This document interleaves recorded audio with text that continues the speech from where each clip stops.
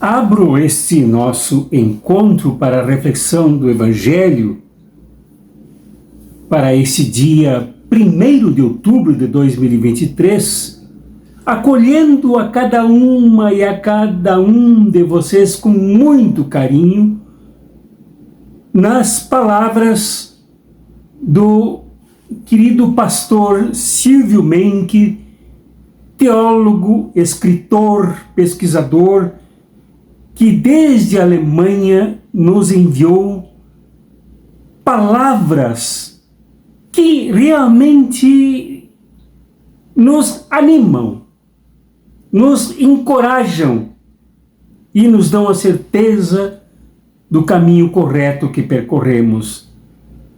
Ao seguirmos Jesus, de acordo com as propostas que descobrimos nos estudos que fazemos da sua viagem desde o interior mais oprimido e empobrecido da Galileia até o confronto final em Jerusalém. Muito obrigado pelo que disse o pastor e teólogo escritor Silvio Menck desde a Alemanha. Olá, Dom Orvandil, bom dia. Acabei de ouvir a sua reflexão. Eu concordo. Eu entendo o reino de Deus, a proclamação do reino de Deus, como o anúncio de um projeto alternativo ao projeto dos Césares, ao projeto dos Herodianos, que edificavam seus reinos com o fio da espada e silenciavam aqueles que gritavam de desespero ou reclamavam. Também ao projeto dos saduceus latifundiários, que dividiam as pessoas em puras e impuras, e ao projeto dos fariseus, com os quais Jesus debatia acirradamente, e que eram os 4 pilares da ordem estabelecida naquela época. E quando Jesus convida os discípulos e seguidores em geral, é para construírem coletivamente uma organização social alternativa. Eu entendo esse Mateus 6,33, buscar em primeiro lugar o seu reino, o reino de Deus, como um convite para entrarem no canteiro de obras do reino de Deus. É um convite para ajudarem a construir essa nova ordem social. E na medida que essa nova ordem social for construída, na medida que o reino de Deus for edificado, então todas as coisas serão acrescentadas, ou seja, as necessidades básicas para a vida. Porque temos que lembrar que Jesus está em farinha, mas também a comida social, a comida espiritual, ser aceito, participar, ter voz ativa, sentir-se incluído, autoestima fortalecida, tudo isso que faz parte das necessidades básicas. E os pobres serão incluídos na sociedade, participarão, não se sentirão rejeitadas, nem serão excluídas. E então, onde essas necessidades básicas forem realizadas, os pobres de hoje, amanhã poderão ser felizes. Então, é tão simples, mas não sei quem foi, as direções das igrejas, a burguesia, e a igreja que representa a burguesia, todo um movimento das classes dominantes para tirar o agulhão dessa frase para amenizá-la ou transferi-la para as esferas celestiais e não levá-la a sério no sentido como Jesus a pronunciou. Meu caro Dom Orvandil, desejo-lhe um bom domingo, com renovadas motivações para a luta que está travando para ajudar as pessoas a compreenderem melhor as coisas, inclusive o Evangelho. E é interessante, a esquerda esforça-se para esclarecer, para clarear, para ajudar as pessoas a entenderem o mundo em que vivem e como as coisas acontecem, são feitas. E a direita esforça-se para distorcer os fatos, para confundir e dominar, e idiotizar. Idiotizar tanto que trabalhadores votam contra o Partido dos Trabalhadores e odeiam aqueles políticos que se colocam ao lado dos trabalhadores. Também acolho vocês no gesto fraterno, afetivo, solidário do professor Sebastião Gontijo, aqui bem mais próximo de mim do que o pastor Silvio Menck, que me ligou desde Itapuranga, no interior de Goiás, para se referir a essas reflexões do Evangelho e a nossa caminhada como discípulos e discípulas de Jesus. Ele que prestou grandes serviços nas missões junto ao CIMI, Conselho Indigenista Missionário, no norte do país, na defesa da educação e dos direitos dos nossos irmãos indígenas e irmãs indígenas, hoje tão ameaçados por interesses mesquinhos e predatórios da justiça. Muito obrigado, meu querido professor Sebastião Gontijo, e bem-vindo aqui em nosso programa, e acolho com carinho as suas palavras também de incentivo e de reflexão.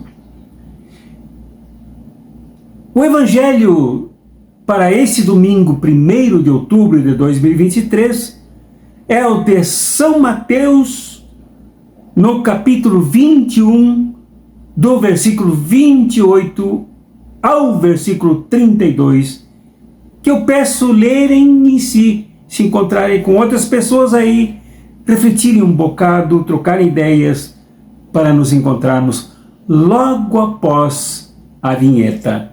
É em nome do Pai, do Filho e da Roa Santa. Amém.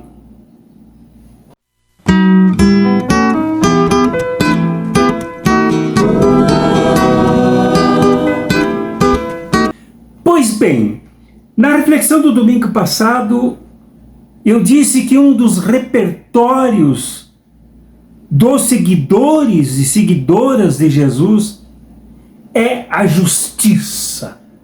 Porque ao nos aproximarmos de Jesus e ao nos desprendermos pelos caminhos desse mundo seguindo Jesus, nós nos equipamos da mesma justiça que recebemos dele, porque, como diz Mateus, como insinua Mateus, como ensina Mateus, ele é o mestre da justiça.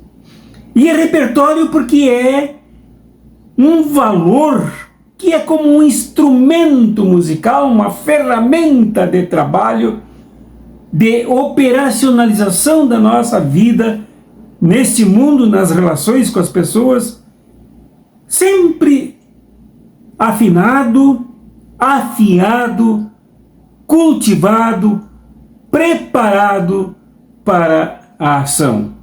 Sermos justos é praticarmos a justiça. E fora deste valor, não há como afirmarmos de forma inteira que somos seguidores e seguidoras de Jesus, ou, se quiserem, cristãos e cristãs.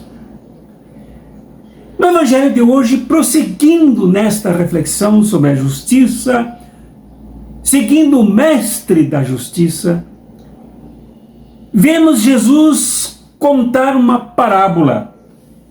E o contexto em que ele conta esta parábola, que depois Mateus aproveitará lá pelos anos 90, final dos anos 80, 90, na sua comunidade em conflito, a sua comunidade perseguida, a sua comunidade sofrida, em crise.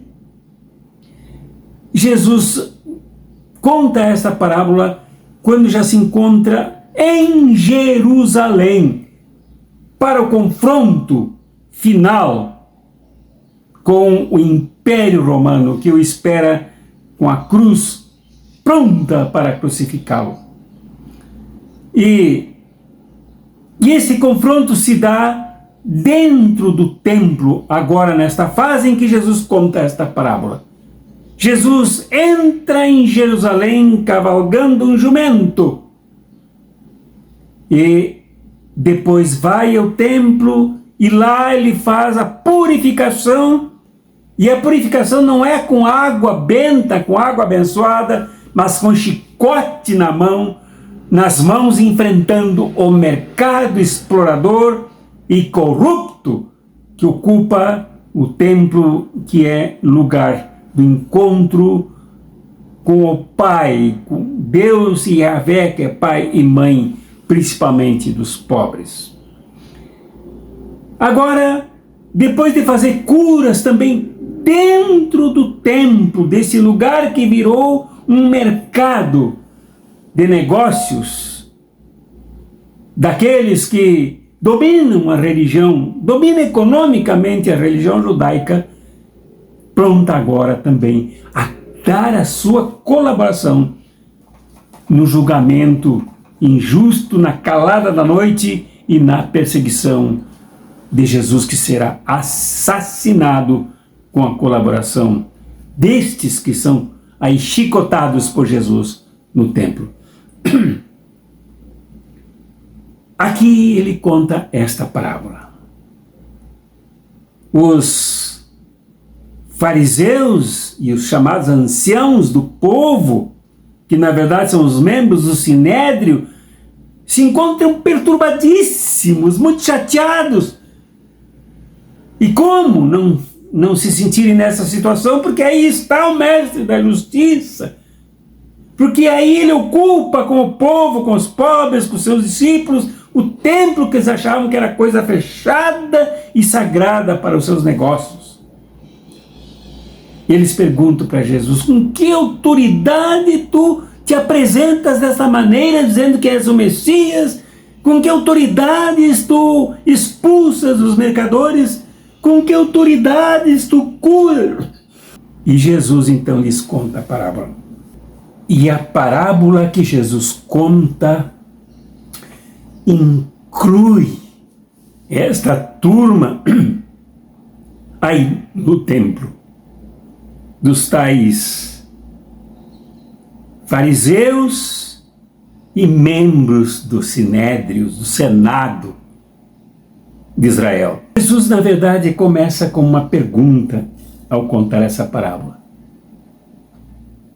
Se eles saberiam dizer quem dos dois filhos está certo. Jesus contou que um pai disse a um dos seus filhos: vai trabalhar na minha vinha hoje, meu filho. E ele disse: não, não quero, não vou. Depois se arrependeu, mudou de ideia, mudou de opinião e foi. Depois ele foi ao outro: meu filho, vai trabalhar na vinha hoje. Ele disse: sim, pai, eu vou. E não foi. Jesus então fulmina com a pergunta: qual dos dois filhos foi fiel, foi leal? E eles disseram: o primeiro. Mesmo que tenha dito que não, Ele se arrependeu e foi. Esse foi o certo. Jesus disse: pois é, os publicanos e as prostitutas vos precederão no reino de Deus. Ou como gosta de dizer Mateus, no reino dos céus, que é sinônimo de reino de Deus. Meu Deus! Os publicanos, esse setor da sociedade israelita completamente desprezado, o mais perverso e hostilizado da sociedade por sua prática corrupta da cobrança de impostos dos seus compatriotas, dos seus concidadãos, e ainda pela armação de um esquema de sugamento de riquezas para enriquecer uma hierarquia, uma pirâmide que controlava os impostos roubados pelo Império Romano. Logo eles viriam antes para o reino de Deus. E eles se enfureceram porque isto não pode, isso não é acolhível, essa ideia não é aceitável. Mas foram eles os que precederam os próprios fariseus, saduceus e os tais sinedrianos, os anciãos do povo.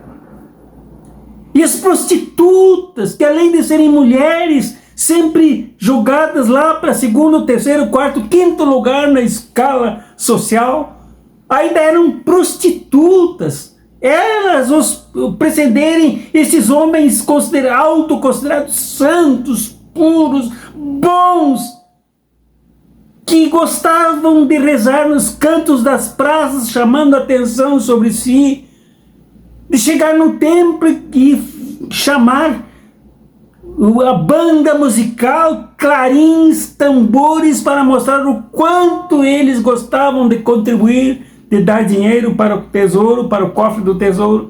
Eles serem precedidos por prostitutas. Pois é, Jesus disse que sim, porque eles aceitaram primeiro a proposta, a mensagem de arrependimento de João o Batista, enquanto que os fariseus, saduceus e os tais anciãos do povo não aceitaram. Até chegar a dizer antes, nesse contexto aqui, antes, no texto anterior a este, que eles nem sabiam se o batismo de João era válido ou não, quando na verdade mentiram. Estes homens que viviam de aparência, viviam de consensos sociais, se fosse hoje viviam de selfies, dos primeiros lugares nas páginas das revistas, jornais, televisões, enfim, eles gostavam de realmente demonstrar o que não eram. Isto para Jesus não tinha a menor importância, porque para a construção da vinha do Pai, que Jesus viera fazer, para a construção da vinha do Pai, não importa se se diz não antes e depois depois quem aceita o convite, quem aceita a orientação do Pai, quem aceita a proposta do Pai, vai, isso que importa, é ir, é praticar. E principalmente quando ocorre o arrependimento na mudança de opinião. E é isso que vale para Jesus. É isso que vale para a fé. É a prática. Não é tanto dizer sim ou não, mas dizer é aceitar e ir. Envolver-se, engajar-se, entrosar-se, entrar até as raízes dos cabelos na prática do reino, que é a prática da justiça. Mas aí é preciso primeiro o arrependimento. E o arrependimento não é simplesmente remorso, sentir uma certa tristeza por isso, por aquilo que deixou de fazer ou que fez erradamente, até se dando conta que estava errado e mesmo assim fez. Não, não é isso. Arrependimento é uma palavra vinda da palavra grega metanoia, que é a palavra que está aqui no Evangelho. Metanoia, que é mudança de ideias, mudança de visão, mudança de opinião, mudança de ideologia, mudança de visão, total e radicalmente. Metanoia. Mudar as metas da vida por um processo que atinge, que envolve a mente, o cérebro, o mais profundo da consciência e da inconsciência do ser humano. É isso que importa. Isto é, os publicanos tão desprezados e desprezíveis, tão hostilizados e hostilizáveis, tão desconsiderados e desconsideráveis, estes, os publicanos, mudaram a sua visão de vida, deixaram de integrar esse sistema de exploração, esse sistema corrupto, esta teia de ladrões da sociedade, porque mudaram de opinião. Na prática, provaram. Na prática, disseram sim. Na prática, mudaram a vida. As prostitutas, estas mulheres que Jesus tanto apreciava e com elas se misturava, com elas se alimentava, com elas comia, com elas ceiava, para os seus banquetes as convidava. Estas mulheres se arrependeram e se emanciparam da prostituição como uso comercial dos seus corpos, mentes e dignidade. Embora corpos e mentes são partes da mesma realidade. Estas mulheres, que ao se emanciparem, ao seguirem Jesus, seguiram inclusive até a cruz, mais ousadamente do que os homens que se comprometeram com Jesus. Estas mulheres mostraram uma metanoia, arrependimento, mudança profunda de visão, de vida, de que não aceitavam mais a rejeição masculina, machista, social, econômica, mas que se promoviam a condição feminina de seres humanos, seguidores de Jesus, para construir a justiça no mundo, na sociedade, nas suas relações. Então, sim, é muito importante na prática. É muito importante quando primeiro se processa pelo arrependimento, pela mudança profunda de mentalidade, de valores e de prática. O arrependimento faz com que as pessoas aqui e agora, na luta, primeiro rejeitem o sistema que as dominava, o sistema que as corrompia, o sistema que as diminuía, o sistema que as escarrapachava numa condição subhumana e imoral na ética social. Segundo, o arrependimento que reergue, que eleva, que faz se levantar, como ocorreu, por exemplo, não é o caso aqui, mas de compararmos com o filho pródigo que de dentro do chiqueiro da humilhação, arrependido, se levantou e retornou para o Pai. E ingressou num ambiente receptivo, um ambiente de festas, um ambiente de acolhimento, num ambiente de ceia.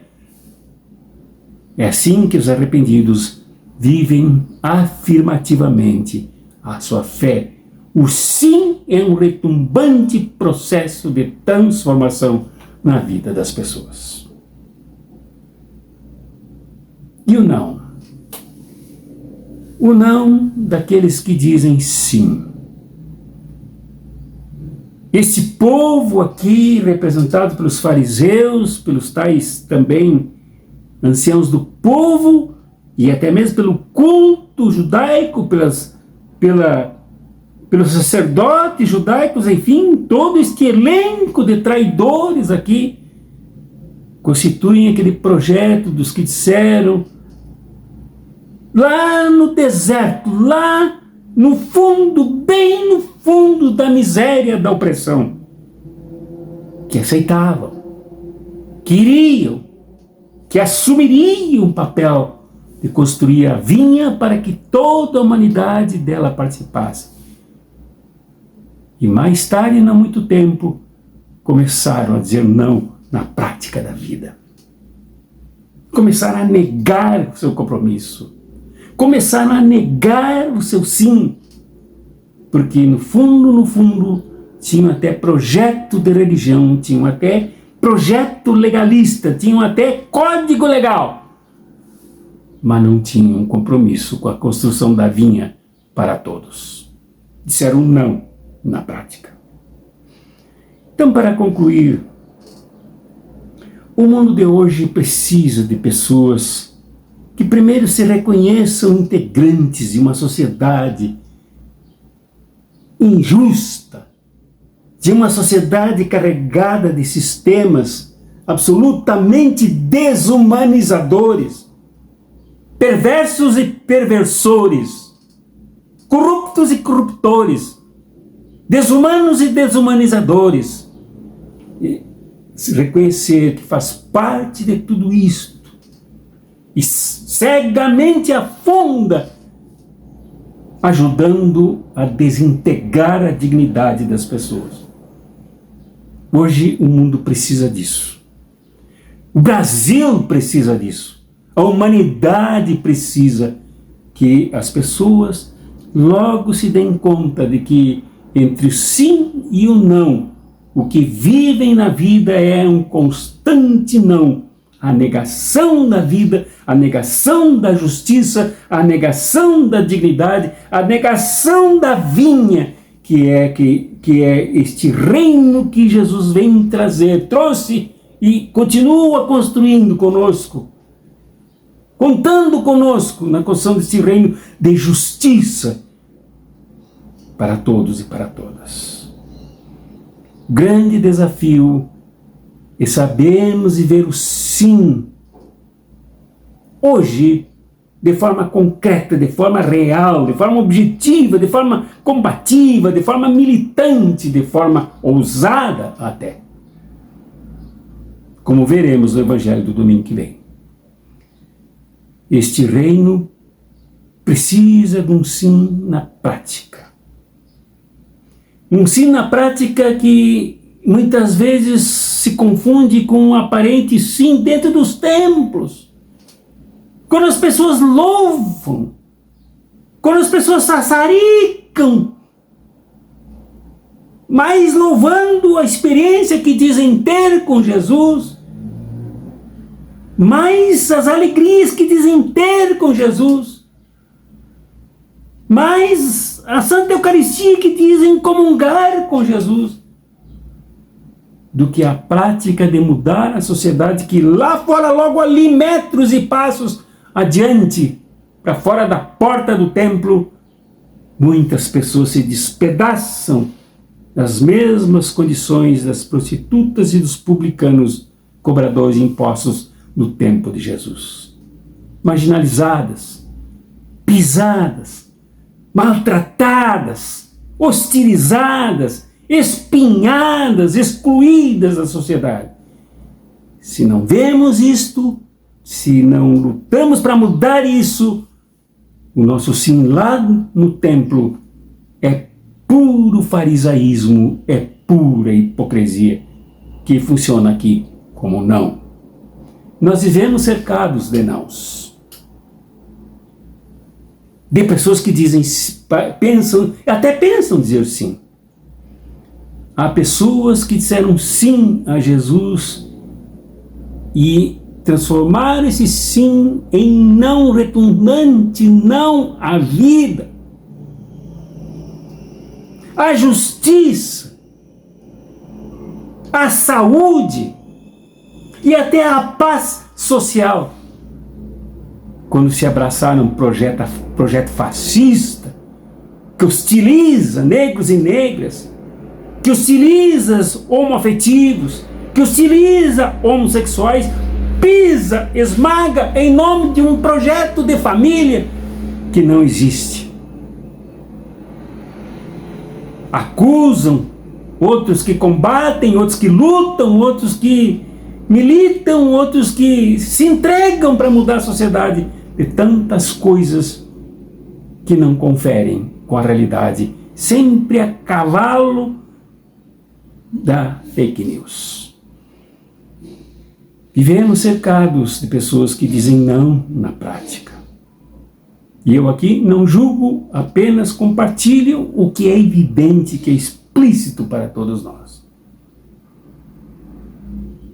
E ao longo da história da fé,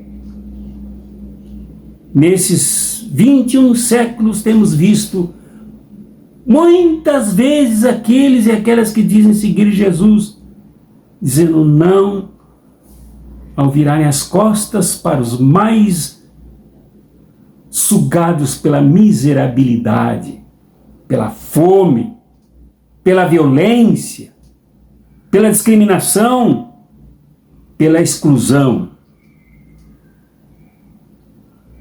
Então, é hora de nós retomarmos o nosso sim e vivemos um profundo arrependimento, isto é, uma profunda autocrítica, profunda transformação que nos atinja e nos desaloje desta vidinha de quem quer Deus para si e o inferno para os outros. Há algumas frases, inclusive, que identificam esses que pensam dizer sim, mas que dizem não. Quando dizem, eu oro para que Deus esteja ao meu lado. Como assim, Deus ao meu lado? Para fazer o que eu quero? Para se prender às minhas mediocridades? Para se prender aos meus nãos? Para se prender às minhas buscas absolutamente egoístas? Não deveria ser o contrário, eu ao lado de Deus no projeto do reino? E outras frases, como por exemplo, Deus está comigo, por isso sou vencedor. Vencedor de quê? Contra quem? Para quem? Isso tudo é muito mais não do que sim. Então, nosso desafio hoje é para escutarmos esta parábola de Jesus e nos sentirmos satisfeitos, porque é melhor nos encontrarmos na condição de prostitutas e cobradores de impostos, pessoas altamente libertas e dignificadas, porque souberam dizer sim, souberam acolher e depois souberam agir na prática desse sim. Que seja verdade isso contigo e comigo, meu irmão, minha irmã, para fazermos da fé cristã militância não em favor de interesses medíocres e até de igrejas, mas da sociedade, para a humanidade, construir esta vinha para toda a humanidade. Que este evangelho aqui refletido te ajude a mim e a ti a nos arrependermos tão profundamente que nós nos sintamos impelidos, sem conseguirmos sequer dormir, a agirmos naquilo que eu, bispo da Igreja de Deus, puder ajudar.